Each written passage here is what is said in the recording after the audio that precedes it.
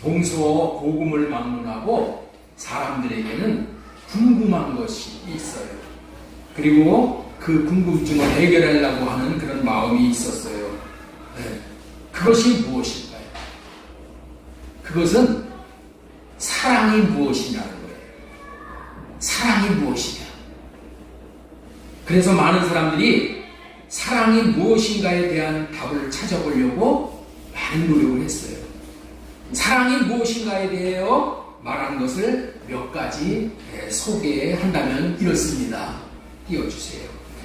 한 사람의 일생에 있어서 사랑 하나를 얻으면은 천하 우주 만물을 모두 얻는 것이다. 이렇게 사랑이 무엇인지를 정의내린 분이 있어요. 또 이런 말을 한 사람도 있어요.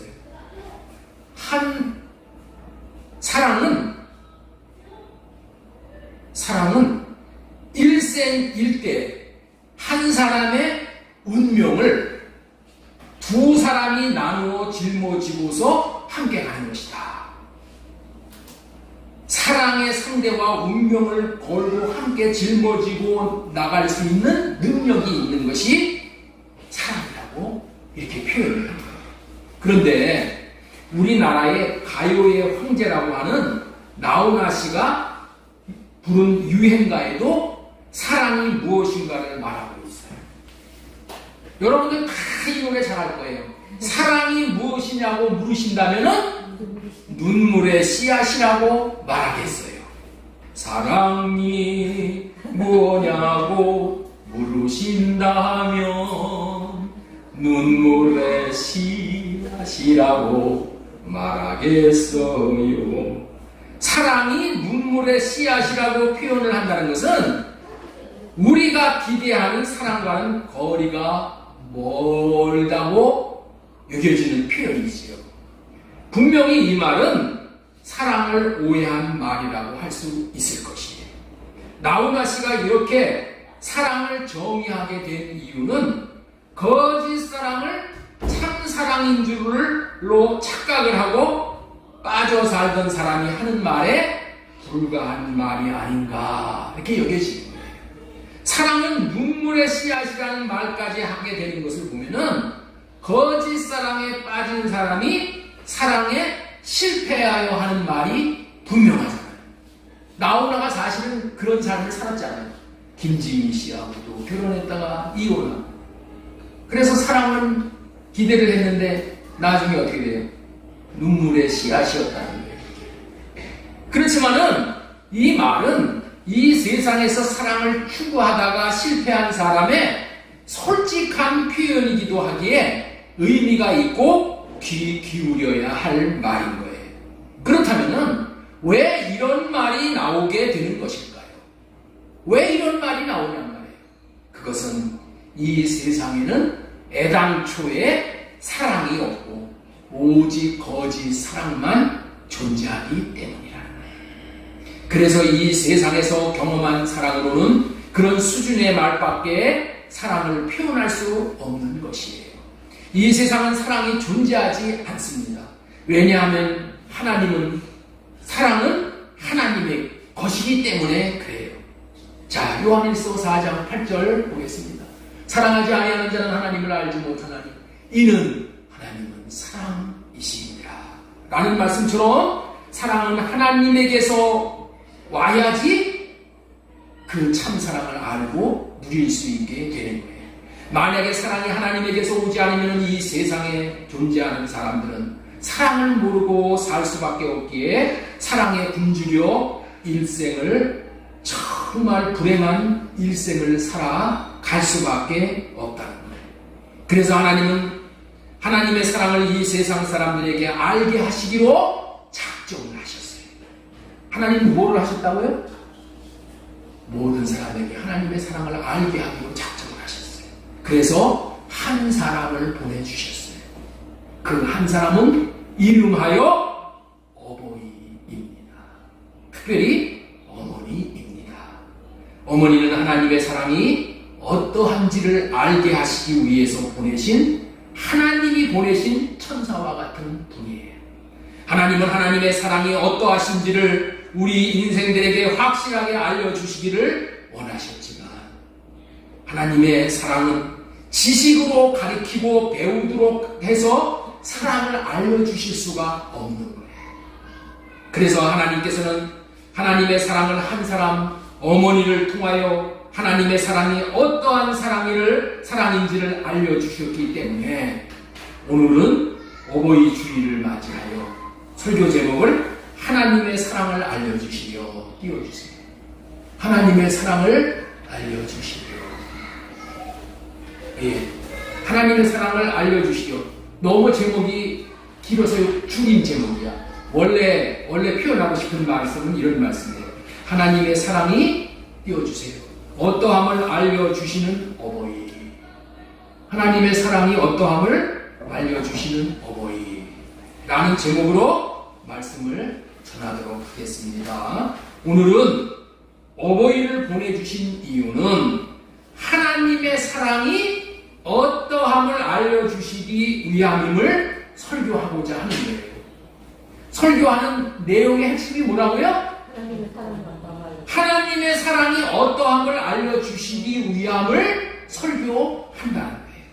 하나님은 하나님의 사랑이 어떠함인지를 알려주시기 위해서 많은 공을 들이시는 분이에요. 그런데 호세아, 구약성경 호세아서에 보면은 하나님은 하나님의 사랑이 어떠한지를 알려주시기 위해서 선지자 호세아에게 음란한 여자 고멜과 결혼을 하라고 하셨어요. 음란한 여자를 데려다가 결혼을 하라고 하셨어요. 그런데 이 여자가 바깥에 나가서 다른 남자를 또 만나는 거야. 옛날에 하던 일을 저버리지 못하고 결혼을 했음에도 불구하고. 그래서 바깥에 나가서 다른 남자와 음란한 짓을 했을 뿐만이 아니라 아이를 3명이나 낳았어. 아이를 3명이나 낳았지만은 하나님께서는 다시 그 음란한 여자를 데려다가 이전처럼 대해주라고, 이전처럼 아내로 여기라고 그렇게 호세아에게 말씀을 하십니다. 이게 무슨 뜻이에요? 하나님은 이스라엘 백성들에 대한 이 음란한 고멜과 같은 이스라엘 백성들에 대한 하나님의 사랑이 어떠하심을 알려주셨어요. 왜 하나님은 자신의 사랑이 어떠한지를 이토록 알려주시기를 원하실까요? 그것은 자기 백성들이 사랑이 무엇인 줄을 알아야, 다시 말해서 하나님의 사랑의 맛을 보아야 사랑이 얼마나 좋은 것인 줄 알고 하나님의 사랑을 받아들이고, 하나님의 사랑을 받아들인다는 것은 하나님 자신을 받아들이는 거예요. 또한 하나님을 사랑하게 되므로 하나님이 그 사랑하는 사람 안에 들어오셔서 그 사랑을 받아먹고 하나님이 생명을 먹여주시기 위함이라는 거예요. 우리가 생명을 하나님에게 받아먹어야지만은 우리는 거듭날 수가 있게 되는 거예요. 하나님이 우리가 이 땅에 사는 동안에 우리가 해야 되는 일은 뭐라고요? 우리가 이 땅에서 해야 될 일이 뭐라고요? 우리가 이 땅에서 해야 될 일이 뭔지를 모르면 여러분들이 진짜 헛다는 거야. 하나님은 니고데모를 통해서 사람이 이 땅에서 해야 되는 일은 거듭나는 일이라고 했어. 거듭나는 일은 하나님의 생명을 받아서 하나님의 생명으로 다시 태어나는 일이 우리가 이 땅에서 해야 되는 일이야. 이 땅에서 우리가 하나님의 생명을 받아야지 거듭나서 알곡이 되어져서 천국에 들어가서 예수 그리스도의 신부가 되어져서 영원히 천국에서 함께 살 수 있기 때문에 생명받는 일이 너무나도 중요한 거예요.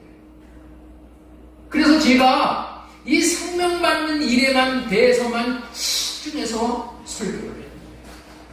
그렇습니다. 사랑이신 하나님을 받아들이기 위해서는 사랑이 무엇인지를 알아야 하고 사랑의 맛을 보아야만 하는 거예요. 이렇게 사랑의 맛을 본 사람이 하나님의 사랑을 받아들입니다. 받아들이는 거야. 하나님을 받아들이는 거요. 하나님을 영접하는 것이 그렇게 간단한 일이 아니에요. 하나님을 정말 마음으로 인격적으로 영접하는 것은 이게 간단한 일이 아니에요. 하나님을 믿으라고 하면 나 믿어 이렇게 입으로 얘기하는 것은 쉬워. 그러나 정말 진정으로 하나님의 마음을 받아들이는 것은 어떤 사람이 받아들일 수 있다고요? 하나님의 사랑의 맛을 본 사람이 받아들일 수가 있는 거예요. 하나님께서 하나님 자신을 받아들이게 하는 방법은 아주 지혜스러운 방법이에요. 먼저 어버이에게서 사랑을 맛보게 하시어 사랑의 맛이 얼마나 좋은지를 알게 하심으로 참된 사랑을 주시는 하나님을 받아들일 수 있게 하시는 거예요. 이 계획은 천지와 만물을 창조할 당시부터의 계획이신 거예요. 그래서 하나님은 아담에게 하와를 아내로 주시어 부부로 만들어 주시고 하와를 어머니로 만드시어서 이제 모든 인간은 어머니를 통해 이 땅에 태어나도록 하시는 거예요. 모든 인간은 어머니를 통해서 태어난다는 말은 어머니의 사랑을 받고 태어나서 어머니의 사랑을 계속 공급받고 살게 하신다. 그런 의미예요. 왜 어머니의 해산의 고통을 통해서 태어나게 하시고 어머니의 사랑의 섬김을 받고 자라도록 하셨습니까? 하나님의 사랑이 무엇인지를 알게 하시기 위해서인 거예요. 하나님의 사랑이 어떠한지를 어머니를 통해서 알게 하시기 위해서인 거예요. 그렇습니다. 어머니를 통해서 하나님의 사랑이 무엇인지를 알게 하시려고 어머니를 우리에게 주신 거예요. 하나님이 우리에게 어머니를 주신 이유는 이것도 아니고 저것도 아니고 오직 한 가지, 하나님의 사랑이 어떠하심을 알게 하시기 위함이라는 거예요. 따라서 한번 하겠습니다. 어머니를 주신 이유는 하나님의 사랑이 어떠한지를 깨달아 알게 하시기 위함입니다. 여러분들이 잘 알다시피 어머니의 사랑은 이 세상 어디에도 찾아볼 수 없는 사랑이잖아요.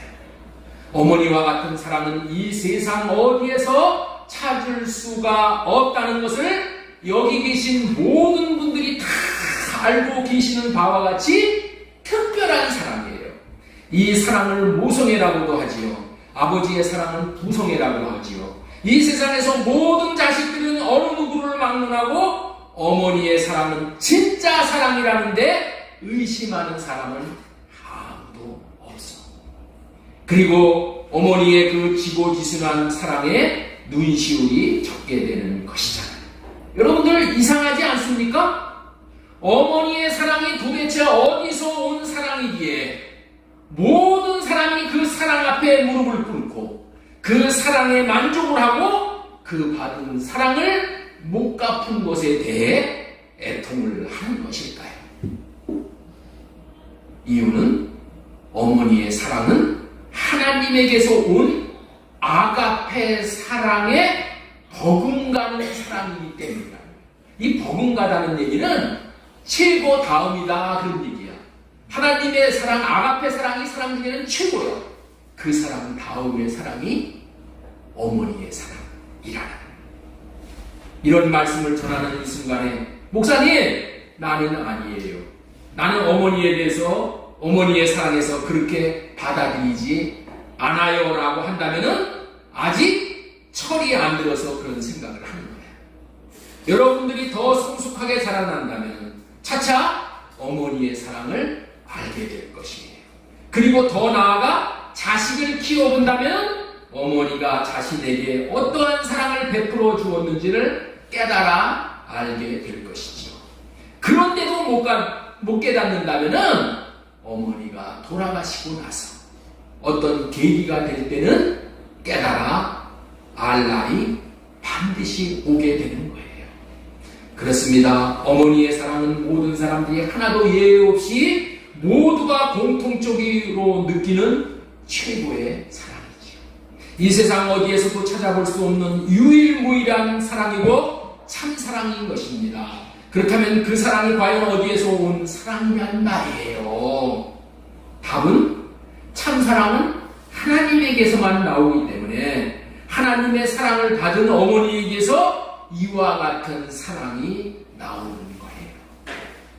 하나님은 자신의 것인 저와 여러분 한 사람 한 사람을 사랑으로 키우시기를 원해요. 하나님의 사랑으로 키우시기를 원하는데 하나님이 직접 키우시는 것이 아니야. 어머니를 하나님의 사랑을 공급하시는 하나님의 대리자로 세워서 키우신다는 거예요. 하나님은 사람에게 복을 내려주실 때, 여러분들은 잘 알아야 돼. 하나님은 사람에게 복을 내려주실 때 하늘에서 그냥 복이 떨어져가지고 내 안에 쑥 들어오는 것이 아니야. 하나님은 복을 내리실 때에 사람을 통해서 복을 주시는 분이셔요. 사람을 통해서 복을 주셔요. 자식을 키우는 어머니는 하나님의 대리자로서 하나님의 사랑을 받아 키우시기에 그 사랑을 받은 모든 자식들은 그 사랑에 만족을 할 수 있게 되는 것이에요.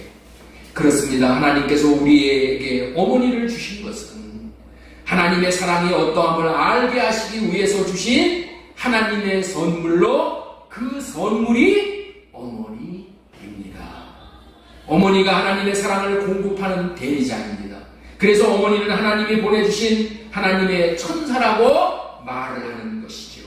자, 그렇다면은 지금부터 저와 여러분들이 어머니께서 하나님의 사랑을 어떻게 나타내시는가를 말씀드리고자 합니다. 어머니는 하나님의 사랑을 공급하시고 나타내시는 분이십니다. 그렇다면 하나님의 사랑은 어떠한 사랑이고 어떠한 사랑을 나타내시는 분이십니까? 고린도전서 13장에서 말하는 사랑이 하나님의 사랑인데 이와 같은 사랑을 실제로 하는 분이 저와 여러분들의 어머니라는 말을 하려고 하는 거예요. 고린도전서 13장은 사랑이 무엇인지를 아주 쉽고 명쾌하게 정의를 내려주고 있습니다. 그렇다면 사랑은 무엇일까요? 사랑은 무엇일까요? 13장 4절 보세요. 사랑은 오래 참고 이렇게 말씀을 하셔요. 이렇게 하는 사랑이 하나님의 사랑이라는 거야. 사랑은 오래 참고, 사랑은 온유하며 시기하지 아니하며 사랑은 자랑하지 아니하며 교만하지 아니하며 쭉 나오죠. 이렇게 하는 사랑이 하나님의 사랑이야. 사랑은 오래 참는 것입니다. 우리가 이해하는 사랑과는 아주 차이가 많이 있지요. 우리는 사랑을 무언가 좋은 것을 주고받는 것으로 알고 있는데 여기서는 사랑이 참는 것이라고 하니 이해가 도무지 안 될 수가 있는 말이에요. 하나님께서 사랑을 이렇게 참고 사는 것이 사랑이라고 했는데 이렇게 참고 사는 삶이 사랑이고 진짜 사랑이라고 하시는 거예요.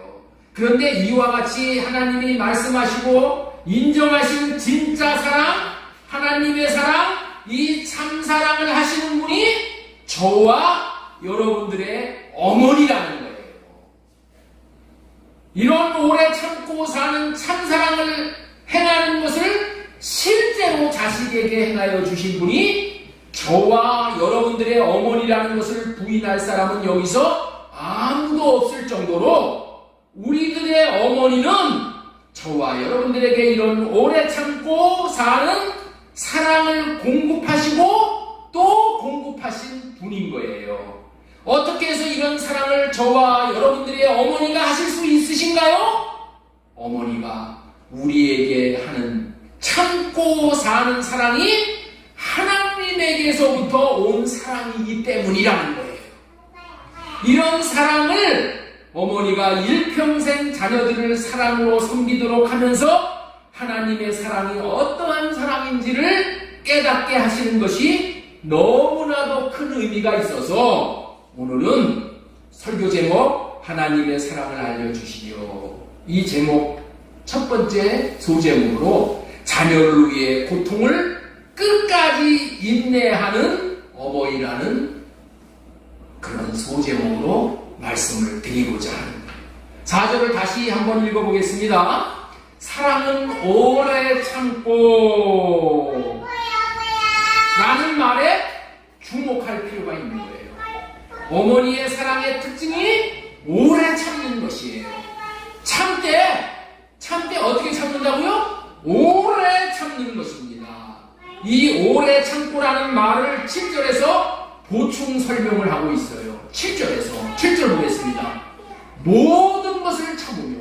뭐가 모든 것을 참아요? 사랑은 모든 것을 참으며. 이게 다 앞에 사랑이 붙어 있는 거죠. 사랑은 오래 참고, 7절 사랑은 모든 것을 참으며 라고 말씀을 합니다. 그렇습니다. 저와 여러분들의 어머니는 자녀에 대해 모든 것을 오래 참으시는 분이십니다. 참을 수 있는 것만 참는 게 아니고 참을 수 없는 것도 참는 것이고, 어머니는 육적으로도 참고 정신적으로도 참는다고 할 수 있는 거예요. 아내가 아이를 가져서 10달 동안 배태한 동안에 고통을 많이 받는 것을 봅니다. 어떤 분은 좋은 고통을 가볍게 받지만은 어떤 분은 고통을 심하게 받고 10달 동안 음식을 제대로 먹지도 못하고 기동도 못하는 경우를 봅니다. 임신부 이야기를 들어보면은 아이를 낳을 때가 되면은 이러다가 내가 죽지는 않을까 하는 생각까지 한다는 말을 들어본 적이 있어요. 근데 어떻게 내가 이 무서운 고통을 겪어나가면 출산을 할 수 있단 말인가 할 정도로 출산에 부담이 있는 거예요. 그 다음에 아이를 낳아 양육할 때 어머니의 고생이라는 것은 이루 말할 수가 없는 거예요. 배 안에다가 넣고 있을 때가 더 고생이 적다고 하잖아요. 나오게 되면은 이게 이제 더 고생이 심한 거예요. 아기가 열이 나서 밤잠을 자지 못하면 함께 밤을 새울 때가 많이 있잖아요. 밤새껏 고생하는 때가 얼마나 많은지를 몰라요. 많은 고통을 받고도 아침이 되면은 그 고통을 까맣게 잃어버리고 자기 자녀가 귀엽게 느껴지는 것을 봅니다. 배태의 고통, 출산의 고통, 양육의 고통 등 그야말로 육적으로 무거운 고통이 있어요. 이 고통을 당하면서도 오래 참고 끝까지 참는 원동력이 무엇입니까? 무엇으로 극복할 수 있는 것일까요? 단 한 가지밖에 없는 거예요. 그 어머니의 사랑. 어머니의 사랑이 끝까지 인내하고 포기하지 않는 거예요. 어머니의 지극한 사랑이 그 모든 고통을 능가하고 극복하고도 남음이 있어요. 그 무서운 죽음의 고비 같은 것을 몇 번씩 겪으면서도 한 생명이 배태되고 한 생명이 태어나고 한 생명이 커가는데 기쁨을 느끼는 것이죠. 그런 어머니의 무서운 수고가 아니었던들 아기가 바로 큰다는 것은 어려운 사실이 아닐까 생각이 들 정도지요. 이와 같은 육적인 고통이 얼마나 심한지 모를 정도지요. 그러나 제가 느끼기에 육적인 고통보다 더 큰 것은 정신적인 고통인 줄로 믿습니다. 자기 자녀가 건강하게 잘 자라고 머리가 좋아서 공부도 잘하고 세상에서 순조롭게 출세한다면 얼마나 좋겠어요. 그러나 다 그렇게 되기가 불가능한 것이잖아요. 가다가 빗나갈 수도 있고 탈선할 수도 있고 잘못될 수가 있지요. 과오를 범할 수가 있어요. 그때 어머니가 받은 정신적인 타격은 대단히 크다는 것을 부인할 수가 없는 거예요. 얼마 전 뉴스에 보니 가출한 아이들이 집에 부모들이 한자리에 모여서 가출한 아이들 그 부모들이 한자리에 모여가지고 눈물을 흘리는 모습이 텔레비에 방영이 됐어요. 그것이 바로 정신적인 무거운 고통인 줄로 생각이 되는 것이죠. 자녀가 잘못할 때 그 어머니의 마음이 얼마나 상하고 얼마나 괴롭겠습니까? 그런 정신적인 고통을 어머니는 포기하지 않고 참고 견디어 나아가는 것이죠. 구약 성경에 보면은 하나님께서 아브라함을 시험하시려고 그 아들 이삭을 모리아 산상에서 제물로 바치라는 명령이 나와요. 보통 이를 가리켜서 아브라함의 위대한 신앙의 절정이라고 하면서 아브라함을 찬양하고 있어요. 물론 아브라함에게 찬양을 돌릴 수 있는 사건이기도 하다고 볼 수 있어요. 그러나 성경 말씀 가운데 한 가지 잊어서는 안 될 것은 어머니 사랑의 고통이라는 거예요. 사라의 고통은 전혀 기록이 되어 있지가 않아요. 사실 어떤 의미에서 아브라함의 고통 이상으로 고통받은 사람이 사라였다는 것이죠. 사라가 늙어서 문집사님 어저께 밤새우셨나 봐.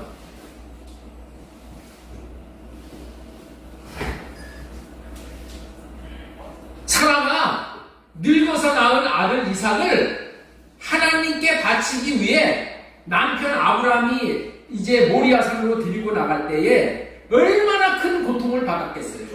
어떤 전설에는 아내 사라가 울면서 따라가다가 하나님께 맡기고 돌아서는 그런 장면을 기록한 것이 있다고 해요. 또 아브라함이 산상에 가서 아들 이삭을 죽이려는 순간 하나님께서 예비하신 천사의 음성을 듣고 즉각 산에서 양을 잡아서 대신 이 양을 바치고 돌아왔지만은, 그러나 아브라함이 집에 돌아오기까지 사라는 자기 아들이 죽은 줄만 생각하면서 마음을 졸이고 애를 키웠을 거예요. 그러나 어머니 사라의 고통은 성경 말씀 가운데 어디에도 일체 언급이 없어요. 그야말로 이름도 없이 빛도 없이 기록도 없이 이삭의 어머니 사라는 무서운 고통을 당한 것이죠. 지금 우크라이나라는 곳에서 전쟁이 일어나잖아요. 그 나라의 어머니들은 아들을 전쟁에 내보내고 이런 류의 고통을 당하고 있을 거예요. 그렇습니다. 경우는 다르지만 어머니는 자기 자녀 때문에 이런 종류의 정신적인 고통을 일생을 통해서 수없이 많은 고통을 겪는 것이 어버이들의 삶이에요. 제가 들은 말인데, 자식을 군대에 보낸 후에, 옛날 얘기예요. 요즘에 군대는 뭐 너무나도 쉽지만, 자식을 군대에 보낸 후에 자식이 추위에 떨면서 군생활을 할 것을 생각하며 어떤 어머니는 겨울에도 자기 방에 난방을 하지 않고 냉방에서 지냈다는 그런 말을 들었어요. 아들이 지금 바깥에서 떨고 있는데 내가 어떻게 뜨뜻한 방에서 잘 수 있느냐. 이게 어머니의 마음이야. 이게 어머니의 마음. 또 이런 경우도 있었어요. 집에 들어오진 않는 아들이 배를 굶고 있을 것을 생각할 때 밥을 잘 못 먹는 거야. 그리고 또 어떻게 돼요? 매새끼 아들의 밥사발에다가 밥을 떠놓고 밥을 떠났다는 거예요. 그런 얘기를 들은 적이 있어요. 어머니는 이와 같은 종류의 육적인 고통을 참고 정신적인 고통을 참고 계시는 그런 분이었어요. 자녀가 성장해도 그냥 무겁게 억눌려 있어요. 여기서 참는다는 말씀의 이 원어의 뜻이 뭐냐면은 휘포메모라는 뜻이야. 휘포메모. 그런데 이 휘포라는 말은 아래에 있다 그런 뜻이야. 밑에 있다 그런 얘기야. 그리고 밑에서 메모는 뭐냐? 머물고 있다 이런 얘기야. 그냥 이 고통이 몰려올 때 아래에서 그냥 계속 머물러 있다 이거야. 튀어나가지는 않고 뛰쳐나가지는 않고 계속 머물러 있다는 거예요. 여러분들 저기압이 무거운 기압골 밑에서 사람에게 머물러 있을 때 사람의 마음이 답답하고 진땀이 흐르고 이런 아주 그 불쾌진수가 상당히 높은 것을 경험하게 되잖아요. 이처럼 어떤 압력 밑에 억눌려 있는 것을 인내라고 한다. 그런 말이에요. 참는다 하는 거예요. 이런 어떤 고통 가운데 있으면서 참는다. 참는다는 얘기가 무슨 그냥 기분 좋게 그런 가운데서 참는 게 아니라 정말 육체적인 고통, 정신적인 고통 가운데 뛰쳐나가지 않고 벗어나려고 하지 않고 그것을 끝까지 인내하고 견딘다. 그런 얘기야. 그런 얘기. 아마 어버이의 마음은 일생을 통해서 자식을 위해서 이와 같이 오래 참고 또 참고 그렇게 나가는 것이 어버이의 마음인 거예요. 특별히 어머니가 그렇다는 것을 볼 수 있는 거예요. 그런데 이런 마음이 어디서 왔냐는 거야. 이런 마음이 어디서 와서 어머니가 그렇게 할 수 있냐는 거야. 어머니가 또 배워서 그렇게 해요? 일자무식 어머니들도 다 그렇게 해.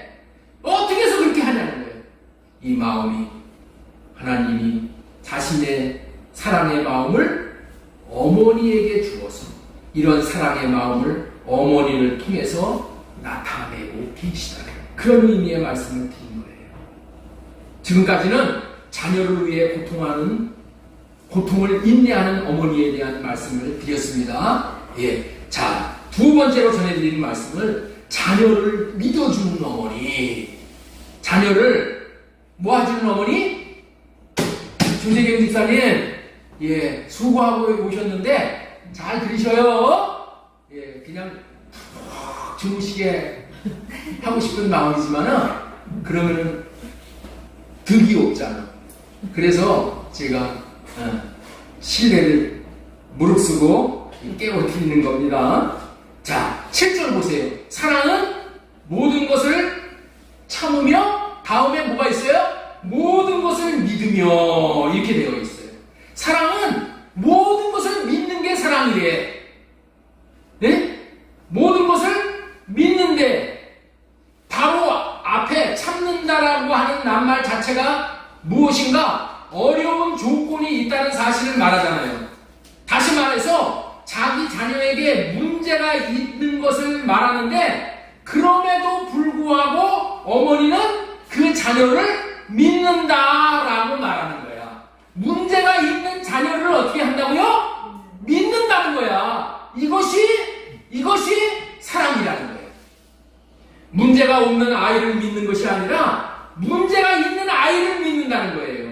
이것이 바로 하나님이 주시는 사랑의 마음입니다. 이게 모성애야. 사랑한다는 말은 모든 것을 믿는다는 의미라고 말씀하시는 거예요. 마태복음 28장 18절 이하에 보면은 갈릴리에서 예수님이 부활하신 주님께서 제자들에게 이제 위대한 사명을 주셔.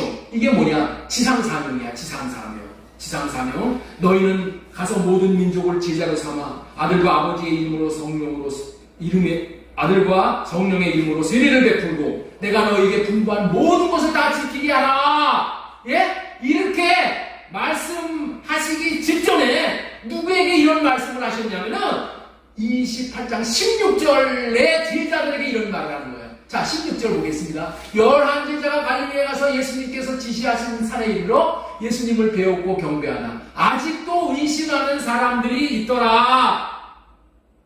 어떤 사람들에게 지상 사명을 맡긴다고요? 아직도 예수님을 의심하는 사람, 이런 사람들에게 맡긴다는 거예요. 의심이 없는 완전한 자에게 사명을 맡겨주시는 것이 아니야. 의심이 있는 제자에게, 부족한 제자에게, 아직도 성령을 받지 못한 제자에게 예수님께서 큰 사명을 맡겨주신 사실을 우리는 분명히 알 수 있는 거예요. 이것이 제자에 대한 주님의 사랑의 마음이라는 거예요. 어머니는 자기 자녀에게 문제가 있는 것을 알면서도 그 자녀를 믿고 있습니다. 내 자녀가 훌륭하게 될 것이다, 잘 될 것이다 하면서 자녀를 믿어주는 것이 바로 부모의 심정이야. 어떻게 믿을 수 있을까? 하나님에게서부터 나온 사랑의 마음이 그렇게 믿게 하는 거예요. 하나님이 도와주시면 내 자녀가 다 잘 될 것이라는 그런 믿음이야. 성 어거스틴의 어머니 모니카가 자기 아들을 위해 기도를 많이 했다는 사실을 우리는 알고 있어요. 드디어 그 아들이 방탕한 삶을 살았던 그 어거스틴이 어머니의 말에 감화를 받아 믿기로 작정하고 어머니 앞에서 이제 신앙 고백을 했어요. 그런데 사실 그때 어거스틴의 믿음이 완전한 믿음이 아니었다는 거예요. 어머니의 그냥 그 지성에 감복이 되어져서 믿기는 믿어야 되겠다고 마음에 작정을 했지만은 아직도 너무나 문제가 많고 의심이 많은 아들이었었어. 그의 어머니 모니카가 마지막 별세할 때 자기의 아들을 믿어줬다는 거예요. 자기의 아들. 아들이 훌륭하게 된다는 사실을 믿고서는 태연자약하게 기쁨에 넘쳐서 하늘로 이제 별세를 하셨어. 하늘로 가셨다는 거예요. 자기를 믿어주는 어머니의 얼굴을 바라볼 때 어거스틴의 마음은 큰 감동과 감화를 받았다고 해요. 그 힘으로 어거스틴은 많은 가정을 겪어나가면서 드디어 세례를 받고 드디어 히포의 성자가 됐다는 거예요. 무엇이 그 아들을 대성자로 만들어 주었느냐 하면은 하나님의 거룩한 섭리 가운데 물론 있는 것이지만은 그 어머니의 마음에서 나오는 사랑으로 그를 믿어주었기 때문이다. 사람은 남에게 불신을 받는 것처럼 불쾌한 일이 없지만은 남에게 신임을 받는 것처럼 즐거운 일이 없는 것이죠. 사람이 자기를 믿어주면 생명도 바친다는 옛날 말이 있어요. 하물며 자기 부모가, 자기 아버지, 엄마가 자기를 불신하면 견딜 수 없는 것이지만은 반대로 자기의 부모가 자기를 믿어준다는 것이 그 자녀에게 놀라운 힘이 되었다고 어거스틴이 이렇게 고백을 하는 거예요. 어거스틴이 거룩한 성자가 된 것은 어머니 모이니카의 사랑에서 나오는 아름다운 믿음에서 이루어졌다고 하는 사실을 우리 모두 알아야 되는 줄로 믿습니다. 자, 그러면 정리해 보겠습니다. 아들을 진정으로 믿는 믿음은 어디서 오는 것입니까? 지지난주에 믿음의 주여 온전케 하시는 예수님을 바라보라는 말씀을 전해드린 적이 있죠. 예? 믿음은 어디서 온다고요? 믿음의 주여 온전케 하시는 이. 예수님에게서 나온다는 거야. 주님에게서 나오는 게 믿음이야. 그렇습니다. 아들이 부족함에도 믿어주는 믿음은 주님에게서 다시 말해서 주님이 주신 사랑에서 나온다는 거예요. 이 모든 것을 믿어줄 수 있는 믿음은 하나님이 주신 사랑에서 나오는 믿음이에요. 자, 고린도전서 13장 4절 다시 보겠습니다. 사랑은 오래 참고 사랑은 온유하며 시기하지 않으며 모든 것을 참으며 모든 것을 믿으며. 이런 사랑에서 나오는 모든 것을 믿을 수 있는 믿음을 가져야 하나님을 믿고 구원을 받을 수가 있잖아요. 자신도 그렇고 자기 아들도 이런 믿음을 통해서 구원을 받게 하는 거예요. 그런 목적으로 어머니에게 하나님의 사랑을 주셔서 그 사랑에서 나오는 모든 것을 믿는 믿음으로 현재 자녀들이 현재의 상태는 어떠하더라도 자녀를 믿어줌으로 말미암아 마침내는 그 자녀들도 믿음의 사람이 되게 하시어 구원하시는 하나님이심을 찬양합니다. 네. 지금까지 자녀에 대한 자녀를 믿어주는 어버이라는 말씀을 전해드렸고, 세 번째로 전해드리는 말씀은 자녀에 대한 소망을 두고 있는 어머니라는 말씀을 전해드리겠습니다. 자, 우리 7절 한번 보겠습니다. 모든 것을 참으며 모든 것을 믿으며 모든 것을 바라며, 이렇게 말씀을 하고 계셔요. 사랑은 모든 것을 참으며 모든 것을 믿으며 모든 것은 바란다라는 말을 우리가 잊지 말아야 되는 거예요. 부모가 먼저 명심을 하는 거죠. 자녀를 사랑하는 어머니는 자녀에 대한 소망을 가지고 있어요. 이성은 생각은 소망이 없다고 할 때 사랑은 소망이 있다고 한다라는 글을 제가 읽은 적이 있어. 다시 한번 말씀을 드릴게요. 이성으로는 소망이 없어. 내 생각으로는 소망이 없어. 그런데 사랑은 소망이 있다고 한다. 어떤 사람에 대해서 이성을 가지고 타진해보고 계산해보고 생각해볼 때 이 사람은 도저히 소망이 없는 사람이다라고 생각을 해. 이성은 소망이 없다라고 생각을 한다니까. 그런데 그를 사랑하는 분은 소망이 있다고 본다는 거예요. 이성이 부정을 할 때 사랑은 긍정을 한다는 거예요. 그래서 소망은 사랑의 자매이다 라는 말이 있어요. 참된 사랑이 없는 곳에 참된 소망이 있을 수가 없습니다. 사랑이 있는 곳에 또한 소망이 있는 줄로 믿습니다. 아멘. 네. 어머니의 사랑은 자녀에 대해서 소망을 가지고 있습니다. 일본에 미즈노라는 굉장한 불구자가 있었어요. 지금은 떠났지만. 무슨 병인지 모르지만은 온몸에 뼈가 없는 것 같이 보이는 사람이에요. 전신이 문어처럼 되어가지고 바로 앉아있지를 못하는 사람이에요. 늘 누워서 살아갈 수밖에 없는 사람이에요. 물론 말도 못하고 표현도 못하고 손발로 글도 못 쓰는 분이에요. 그야말로 하나의 고기 덩어리와 같은 사람인데 그 어머니가 그를 사랑으로 잘 돌봐주고 섬겨주고 키워주셨어. 어머니가 그에게 그리스도에 대한 사랑을 불어넣어 주었어요. 그런데 이 사람이 시를 쓰기 시작을 한 거야. 뭐를 쓰기 시작했다고요? 시를 쓰기 시작했어. 여러분들 시 써본 적이 있으세요? 저와 여러분들은 뭐 몸이 썽썽해도 시를 못 쓰는데 이 사람은 문어 같은 그런 사람인데 시를 썼다니까. 그가 쓴 시가 천하 걸작품이었어. 그래서 일본의 매스컴에 방송이 되고 크게 이름이 날렸어요. 시를 쓰는 방법이 아주 독특한 거예요. 일본어 50음을 이 벽에다가 이렇게 딱 붙여놓는 거예요. 어머니가 지팡이로 글자 하나를 이렇게 짚어가는 거예요. 손도 움직이지 못하고 말도 못하는데 이 사람이 표현할 수 있는 방법은 뭐냐? 눈 깜짝거리는 것밖에 없어. 눈 깜짝거리는 거예요. 예컨대 자기가 쓰고 싶은 말이 하나님, 카미다, 일본말로 카미다 하고 싶을 때 어머니가 그 아들의 마음을 알아가지고 카자에다가 딱 대면은 맞다고 눈 껌뻑껌뻑. 그리고 니자 하면은 또 맞다고 눈 껌뻑껌뻑거려요. 다자 하면 눈 껌뻑껌뻑거리면은 엄마가 그거를 카, 니, 다 이렇게 글을 쓰는 거예요. 이런 식으로 글을 써나가는 거예요. 그러니까 한 줄 글을 쓰는데 몇 시간이 걸리는 거야. 몇 시간이 이거냐고 그러면 아니라고 그럴 거 아니야. 이거냐고 또 집어보면 아니라고 그러면 깜빡거리지 않으면 다른 걸 또 집어버리는 거야. 그러면 깜빡거리면 아 이게 맞구나 하고 글을 쓰는 거예요. 이렇게 그분이 쓰고 싶은 시의 구상이 나면 어머니가 곁에서 이런 식으로 전보받아 써나가는 거예요. 그렇게 해서 만들어진 시인데 그 시가 천하에 없는 걸작품이었다는 거예요. 그 시에는 대단히 놀라운 아주 돈독한 신앙이 거기에서 나타나요. 그리고 낙천적이고 놀라운 신앙의 그 모습을 시에서 볼 수 있었다.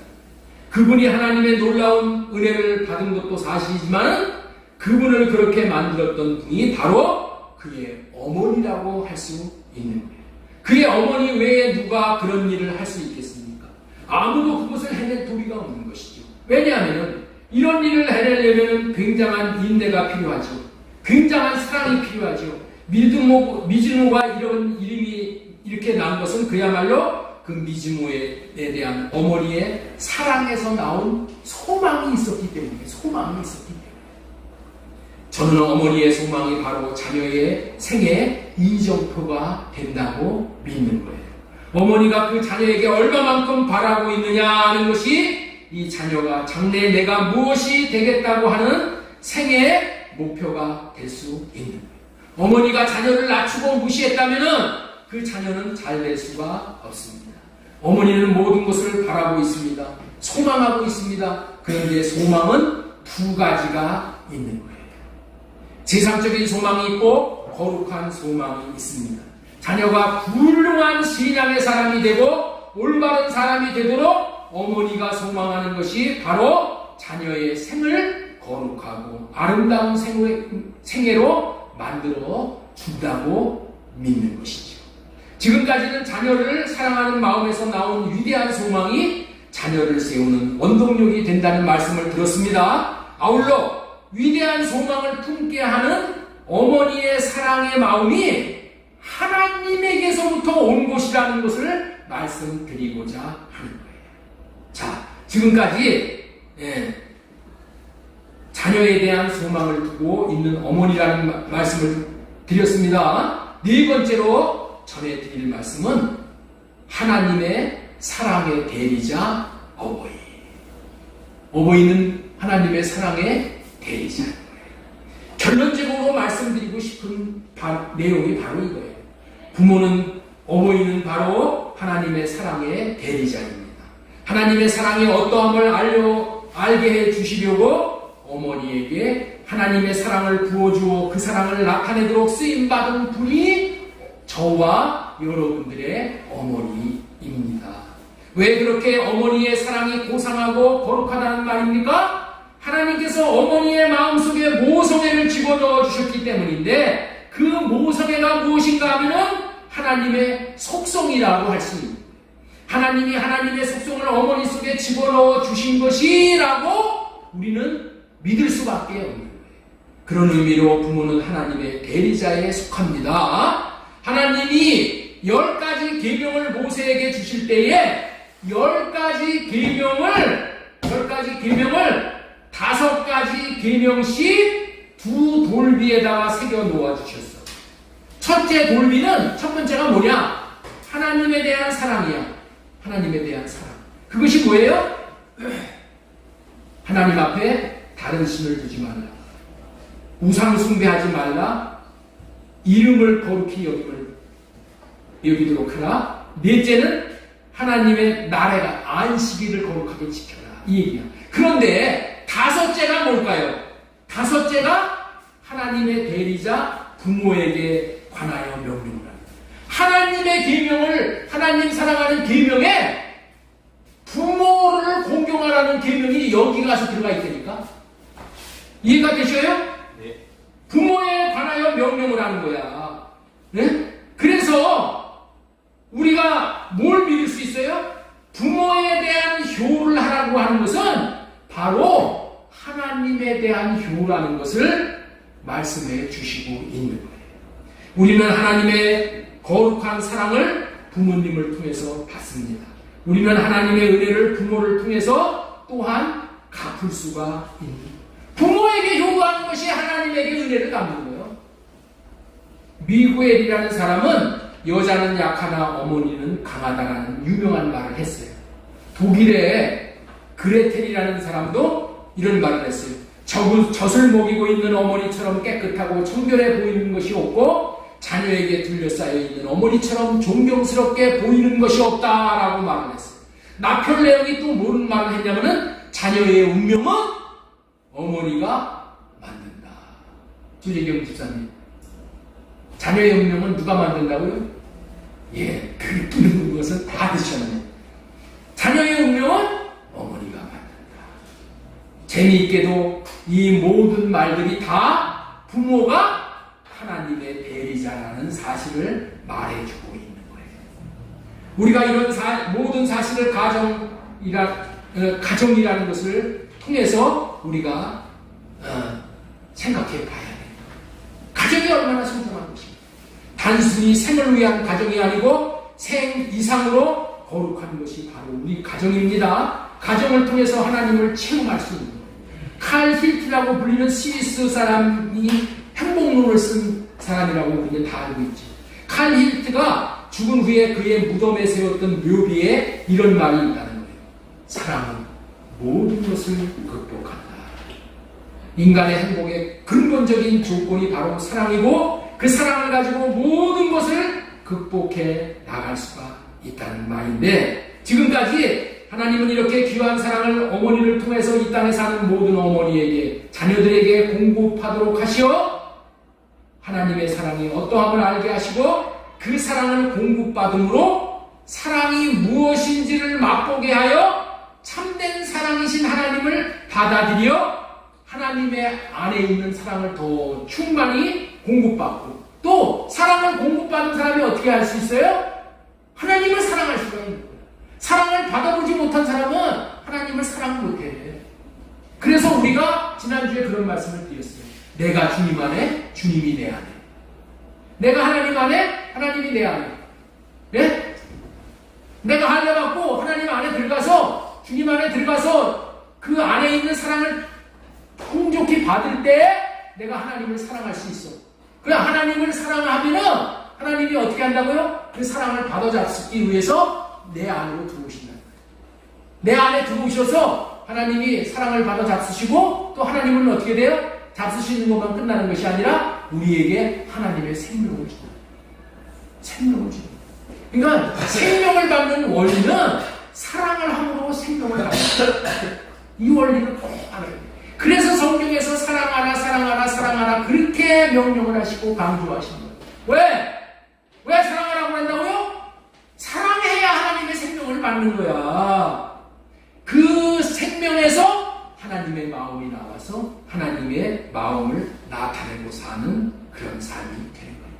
이런 방식으로 하나님이 하나님의 나라를 세워 하나님의 나라를 이 땅에서 누리게 하다가 영원한 하나님의 나라로 이끄시는 것이 하나님의 경륜이고 하나님의 비밀이고요.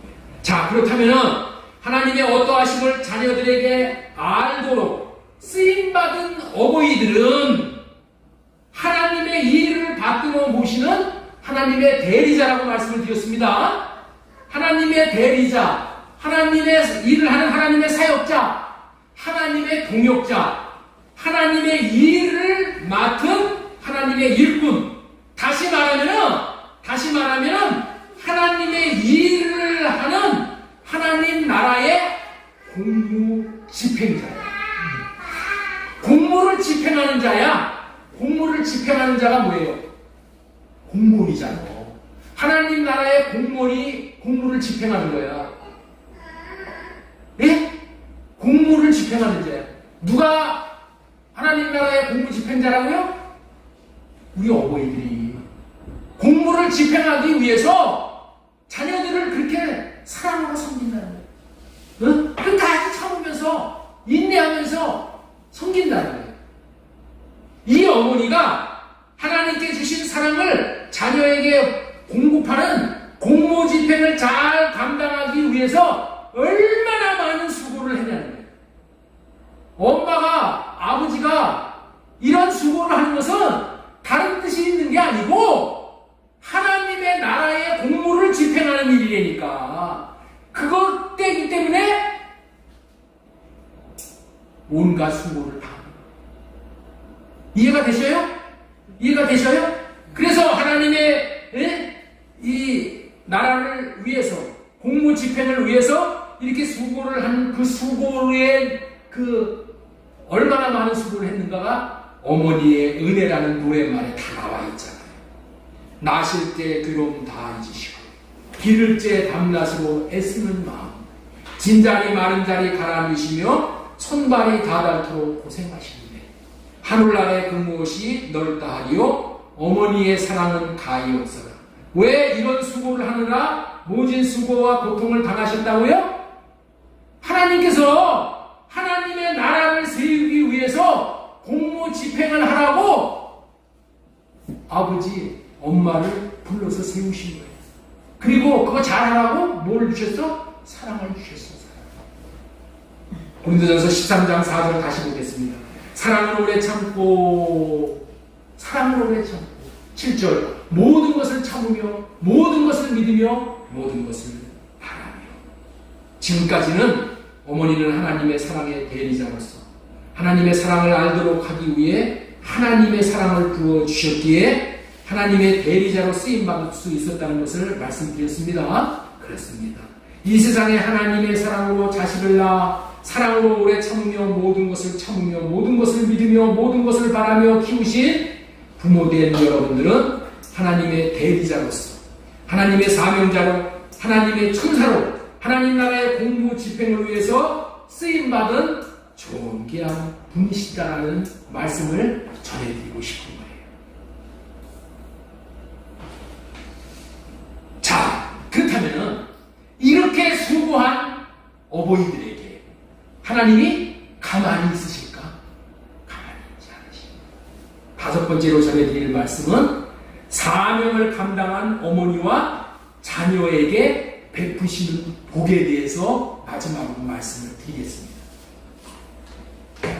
여기서 사명이라 함은 어버이에게는 자녀들에게 하나님의 사랑의 어떠함을 나타내는 사명을 감당한 거죠. 그렇죠? 어버이가 사명을 감당한 건 뭐예요? 자녀들에게 하나님의 사랑의 어떠함을 나타내는 사명을 감당한 거예요. 자녀들은 뭐예요? 자신에게 하나님의 사랑의 마음을 알게 하신 어버이에게 효도하는 사명을 말하는 의미의 말이에요. 그렇죠?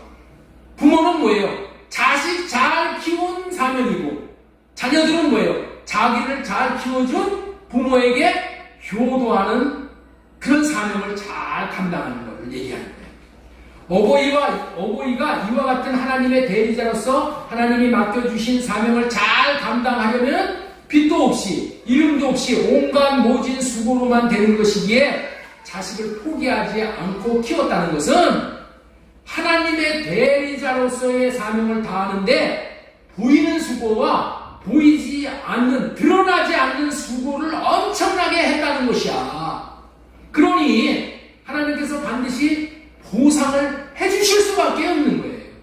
이런 일을 잘 감당한 그런 어버이에 대해서 상이, 어마어마한 상이 예비되어 있다는 거예요. 그래서 첫 번째로 자녀를 키운 어버이에게 주시는 상, 이거 말씀드리려고요. 자녀에게 하나님의 사랑의 어떠함을 삶을 통해서 나타내는 부모에게 주시는 상이 무엇일까? 이렇게 하나님의 사랑을 받아 사랑을 자녀에게 공급한 자가 받는 대표적인 으뜸된 상이 뭐라고요? 사랑을 베푼 자에게 주시는 상이 뭐라고요? 뭐가 되겠어요? 하나님은 사랑을 공급한 자에게 뭘 주신다 그랬어요? 하나님의 상을 주는 거예요. 하나님의 생명의 상. 하나님의 생명을 받는 거야, 생명. 먼저는 하나님에게로부터 하나님의 생명받음과 하늘 기업이 있게 하는 거예요. 둘째는 뭐예요? 그가 키운 자녀에게 효도받음과 공경받음의 상을 받게 하신다. 지난주에 전해드린 말씀은 내가 주님 안에, 주님이 내 안에 구조로 사는 삶에 대해서 말씀을 전해드렸잖아요. 내가 주님 안에 들어가 주님의 사랑을 풍성히 공급받아 하나님을 사랑하고 이웃을 사랑하면 하나님이 그 사람 안에 들어오셔서 사랑을 받아 잡수시고, 사랑을 받아 잡수신 대가로 하나님의 생명을 부어주신다고 했죠. 그 생명을 부어주시면서 그 생명으로부터 하나님의 마음을 나타내는 삶을 살게 해주신다고 그렇게 했어요. 어머니가 하나님이 주신 사랑을 받아 하나님을 사랑하는 마음으로 자식을 사랑함으로 말미암아 하나님이 하나님의 생명을 주시는 것을 받아 먹을 수가 있으면은 자식을 사랑함으로써 수고한 모든 수고에 대한 최고의 보상을 받는 거예요. 최고의 보상을 누구에게 받는다고요? 하나님에게 받는 거예요. 하나님에게. 자식 키워준 그 상을 누구에게 받아야 된다고요? 하나님에게 받도록 하신다니까. 근데 하나님은 무슨 상을 준다? 하나님의 생명을 주는 최고의 상을 주는 거예요. 여러분들 이것을 알아야지 자식 키워봐야 아무 소용이 없어 라는 말을 부모들이 하지 않는 거예요. 자식 키워봐야 아무 소용이 없어. 지금 모든 부모들이 다 이래고 자식 낳지 말라고 그랬다니까. 왜 그렇다고요? 자식을 키운 거에 대한 상을 하나님이 주시는 거야. 하나님에게 받아야 되는 거야. 그런데 누구한테 받으려고 그래? 내가 너 이만큼 키웠으니까 너 나한테 효도하지 않으면 안 돼. 그리고 효도 안 하면 실망하고 낙심하고 아무것도 못 받은 것으로 여긴다니까. 요즘 부모들이 자식들에게 배신감을 가지고 허탈해하는 부모가 정말 많은 세상이에요. 그래서 뭐라고 해요? 절대 이상 물려주지 말라는 거야. 자식들한테. 어디 가도 그 얘기만 해. 물려주면 그날로 끝난다는 거예요. 그리고 자식을 안 낳으려고 하는 거예요. 그런데 아닙니다. 자식을 하나님이 주신 사랑의 마음으로 잘 키우면 부모는 하나님의 생명을 받는 거, 영생에 들어가는 복을 받게 되는 거예요. 이 세상에서 이것보다 더 큰 보상이 없는 것을 부모님들이 알아야 해요. 그래서 자식을 많이 낳아 하나님의 마음으로 키우면 어버이 자신은 하나님의 생명을 조그만하게 자라는 거예요. 그런데 이 진리를 안다면 자식을 서로 낳아서 사랑으로 키우려고 할 거예요. 이거를 알면은, 이걸 아는 사람이, 여러분들 제가 아는 전도사님, 여전도사님이 대전에서 사는 분인데 지금 7명의 아이를 낳아서 지금 잘 키우고 있어. 그런데 한 명 더 낳겠다는 거예요. 그래가지고 팔복을 채우겠다는 거예요. 그래서 자식 더 낳기 위해서 기도를 준비하는 중이에요. 여러분들 우리 부모들이 깨어나야 되는 겁니다. 하나님의 사랑의 대리자로 자식을 낳아 사랑하는 것은 놀라운 생명을 생명을 하나님으로부터 우리가 받는 거예요. 그래서 사도행전 20장 35절 말씀이 그 말씀이야. 자, 보겠습니다. 주 예수님께서 친히 말씀하신 바 주는 것이 받는 것보다 복이 있다 하심을 기억하여야 할지니라. 왜 주는 것이 받는 것보다 복이 있어요? 보이는 물질로, 물질을 가지고 사랑으로 섬겨주면 하나님이 보이지 않는 하나님의 생명으로 갚아주는 거야. 그럼 얼마나 복이야? 주는 것이 그 사람한테 받는 것보다, 아들한테 받는 것보다 더 복이 있대. 왜? 하나님이 생명을 주시니까. 하나님이 생명으로 갚아주시니까. 여러분들 이거를 명심해야 돼요. 이게 해결돼야 돼, 이게. 왜 하나님은 생육하라 번성하라 땅에 충만하다고 하시고, 그렇게 충만하게 자녀를 낳아서 키우면은 내가 하나님의 생명을 받는다니까. 그렇게 하는 것이 뭐예요? 하나님의 나라에 공무 집행을 하는 거야. 그런 자에게 하나님의 생명으로 보상을 해주신다니까. 자, 그 다음에 두 번째, 부모에게 효도하는 자녀에게 주시는 상이 무엇이냐? 하나님의 계명인 효도하는 것을 하나님을 크게 기쁘게 하는 것이에요. 그래서 그의 상하는 상도 대단히 큰 거예요. 대단히. 자, 이 출애굽기 20장 12절 말씀 보겠습니다. 네 부모를 공경하라. 그리하면 네 하나님 여호와가 네게 준 땅에서 네 생명이 길리라. 하나님은 무슨 얘기를 하냐? 생명에 대한 얘기를 하는 거예요. 생명. 부모를 공경하는 것은 뭐예요? 받은 사랑을 사랑으로 섬기고 베푸는 거 아니에요. 자기가 부모에게 사랑을 받았으면 이제 받은 것보다도 더 많은 사랑을 공급하고 사는 거야. 왜? 그래야지 주는 것이 받는 것보다 낫다고 했잖아요. 많이 받는 것보다 더 많이 공급하는 게 복이야. 내가 부모님한테 열이라는 것을 받았으면 내가 그 원리로 인해서 주는 것이 받는 것보다 복이 있다고 했으니까 내가 우리 부모님에게 20개 내가 드려야지. 이런 사랑으로 사랑을 공급하면은 무슨 역사가 일어난다고요? 생명의 역사가. 내가 하나님의 생명을 그렇게 해서 하나님의 생명을 받는 거예요. 쌍방공이 부모가 우리 자식을 사랑으로 섬겨줌으로 인해서 부모의 생명이 자라고 우리가 그거에 대한 효도를 함으로 인해서 내 생명이 자라는 거야. 내 생명이. 부모를 통해서 주신 사랑을 통해서 사랑의 맛을 하나님이 주시는 사랑의 마음을 받아 주님 안에서 효도로 잘하면 생명이 길게 되는 것이요. 그리고 또 뭐예요? 이 땅에서 잘 되는 거예요. 에베소서 6장 1절을 보겠습니다. 에베소서 6장. 자녀들아 주 안에서 너희에게 부모에게 순종하라. 이것이 옳으니라. 네 아버지와 어머니를 공경하라. 이것이 약속 있는 첫 계명이니 이로써 네가 잘되고 땅에서 장수하리라. 장수. 생명이 길어진다는 거예요. 이런 생명이 뭐예요? 영원한 하늘나라에 이어지는 생명이야.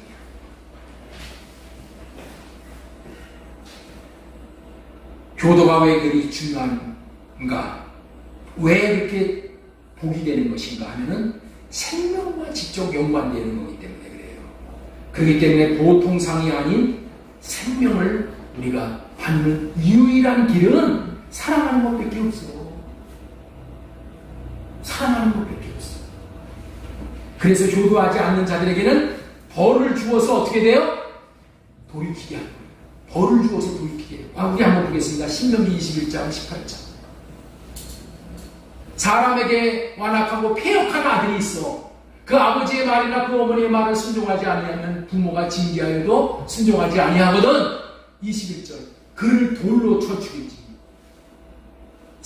부모를 사랑하지 않는 자는 생명이 짧아지거든. 돌로 쳐 죽인다. 생명이 길려면 어떻게 돼? 부모를 사랑해야지. 효도해야지. 이렇게 하나님은 가르치십니다.